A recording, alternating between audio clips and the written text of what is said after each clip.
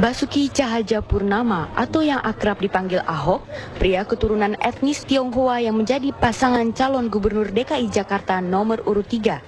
Ya, dialah yang nantinya akan membantu Joko Widodo alias Jokowi jika terpilih nanti. Saya 7 bulan ini belajar banyak dengan Pak Jokowi yang sangat rendah hati.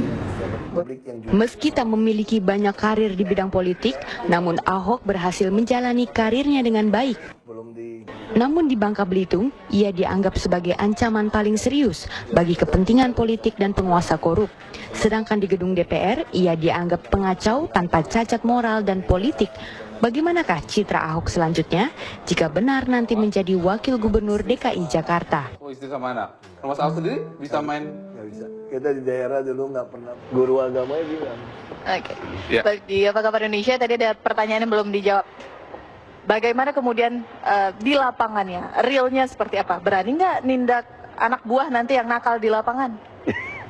Oke, saya pikir kita juga punya persepsi salah terhadap PNS sebetulnya. Soalnya PNS kita tuh baik-baik sebetulnya. Tentu ada oknum yang tidak baik. Tapi pada dasarnya semua orang pengen dapat uang yang baik untuk keluarga, dapat karir yang baik, nama yang baik.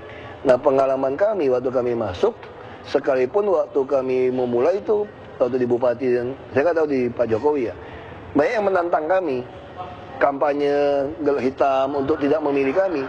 Tapi begitu kami masuk, kami jabarkan rencana kerja kami, Anda harus jadi melayani, kasih nomor handphone ke masyarakat. Anda mau atau tidak, kita kasih kesempatan 3 bulan. Kalau tidak mau, tolong mundurkan diri sekarang. Dikasih deadline. Ya, Saat itu juga. ya, kalau tidak sepakat, kita minta mundur sekarang saja. Karena rekomendasi kan masih baik. Pindah saja ke kabupaten lain, provinsi lain, atau kementerian lain kalau tidak suka dengan kami kan. Jadi kalau Anda suka mewujudkan Jakarta baru, ya kita sama-sama. Dan pengalaman kami itu tidak ada yang keluar.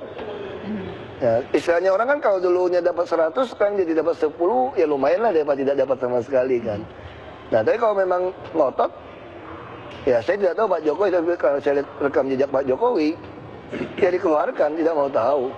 Anda mau tuntut PTUN, tuntut saja. Ya kita punya dana, punya uang, punya kuasa, Anda yang sudah dicopot tidak mungkin menang di PTUN, Anda tidak akan sanggup. Karena rakyat di belakang. Beda kalau kami didukung oleh DPRD. Ini kan semangat masyarakat kan pasti memonitor. Nah, ya kami kan bilang kasih muka kami juga. Kalau kami terlalu lunak kepada Anda, kami juga akan dihukum masyarakat. Ya, kita akan tegas. Kalau Anda tidak bisa memberikan output untuk memberikan keadilan, kesejahteraan, pelayanan publik yang baik ke masyarakat, ya kami akan copot. Mas itu Pak Jokowi lakukan seperti itu. Mas Ahok, ada yang bilang dalam setiap proyek-proyek itu baik dari bupati, wali kota, gubernur itu katanya mereka tuh dapat jatah kalau setiap proyek-proyek berapa persen. Itu Anda juga pasti akan dapat jatahnya. Jatah Anda mau dikemanain tuh? Nah, yang kami lakukan dengan Pak Jokowi dan saya waktu jadi bupati, kami memangkas itu. Jadi kita minta para supplier dan pemborong, Anda tolong turunkan minimal 10-20%. Kalau Anda tidak mau dukungkan, kami kerjakan sendiri nanti dengan BUMD kami. Nah, makanya kami akan lakukan, Pak Jokowi akan lakukan itu memperbaiki harga satuan unit. Dulu waktu kami bupati dan wali kota tidak bisa utak-atik itu. Karena harga satuan unit itu SK-nya gubernur. Tapi ini Jakarta ini enak ini. Dan kami juga lebih enak daripada gubernur lain ya. Karena bupati wali kota ini administratif. Kami yang tunjuk dan tidak ada DPRD tingkat 2. Jadi kalau ini tinggal ganti saja. Nah sama juga HSU. Begitu kita dapat yang HS harga satuan unit tadi, kita langsung lempar ke publik. Tolong yang sesuaikannya berapa? Kita appraiser.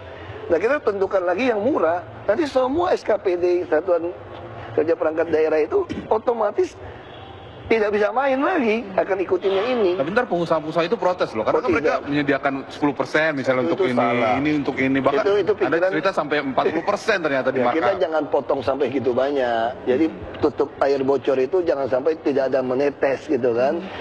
Yang penting jangan berember-ember bocor. Kalau tetesan-tetesan oke lah, kita perbaiki pelan-pelan, kita tutup sebelah mata. Tapi intinya kita pengen betul-betul clean government, ini betul-betul zero.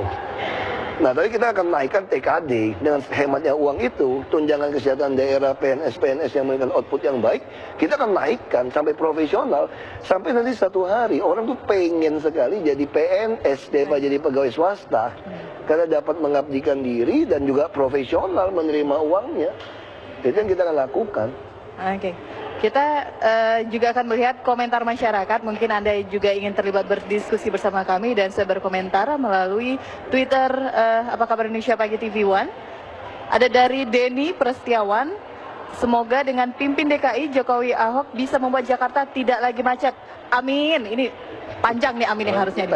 Terus ada Bernard Dau. Kalau sudah ditetapkan jadi wagub, Ahok harus sedikit bicara tapi lebih banyak bekerja.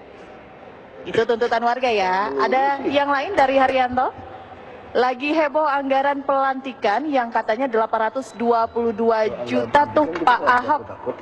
Kemudian komentar lagi. Nah, itu. Nggak bisa kan Bang, anggaran pelantikan? Ada yang komentar tentang anggaran pelantikan. Udah ada dapat informasinya? Kami sudah dapat. Tapi kami kan belum dilantik, tidak bisa mengerem. Karena itu masih haknya Gubernur Pak Foke. Tapi sudah tahu kabar itu? Sudah. Anggaran luar biasa? Iya.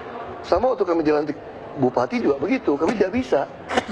Kecuali kita dikasih kesempatan untuk putuskan. Misalnya setelah ditetapkan KPUD, Pak Foke mengundang kami untuk bicara, dikasih hak untuk di panitia pelantikan misalnya. Nah itu mungkin masih bisa. Nah kita tidak bisa apa-apa. Kalau soal banyak bicara, memang sudah banyak yang usul saya jangan banyak bicara ya. Tapi ini kawan-kawan media suka ngundang saya, ditanya kan saya harus ngomong juga kan. Ini mungkin nanti tiap 3 bulan saja lah kita ada bekerja seperti apa, kita sampaikan. Baik, berarti kita tanya ya Bang Yus, tadi sudah mendengar paparan dari Mas Ahok. Itu mimpi saja atau bisa tidak untuk dilaksanakan? Saya harus harus menahan dulu. Kita kembali lagi saat lagi pemirsa.